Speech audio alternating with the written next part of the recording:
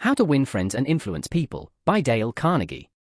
Principle 1. Don't criticize, condemn, or complain. What is wrong with a bit of criticism? Does it not help someone improve and push them towards their goals? Well, not exactly. You see, criticism usually produces the opposite effect. Instead of the individual accepting their fault and using that as motivation to improve. Instead it 1. Puts someone on the defensive. 2. Makes them strive to justify themselves. All criticism does is arouse resentment and hard feelings and impairs further usefulness. And guess what? It's possible that they will condemn us in return.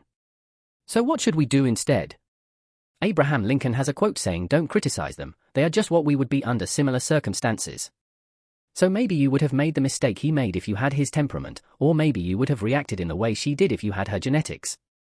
In fact, most of our choices come from a mix of our environment and genetics, so go a bit easy on others, and let's stop this habit of finding fault in others.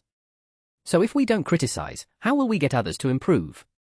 Experiments show that when animals are rewarded with good behavior, they 1. Learn more rapidly, 2. Retain what they learn for far longer. They found that this was the same with humans. To give an example from the book itself. This is Dan, a boss at an engineering firm whose job was to ensure that all employees wore hard hats on the construction site. When he scolded them into wearing construction hats, they wore them. But then when Dan left the site, they took them off as these hats were heavy and uncomfortable. When Dan found news of this, he tried a different approach. Instead of criticism, he instead calmly gathered the workers and explained why they should wear the hats and how it will benefit them in terms of safety. This method worked, and from then on they all kept their hats on, even when Dan wasn't there. So basically, by criticizing others, we do not make long-lasting changes and we often incur resentment.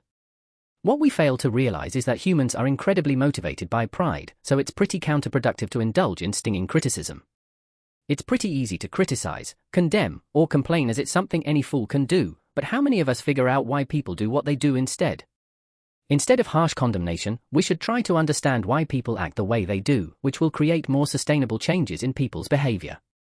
Conclusion: be positive, not negative.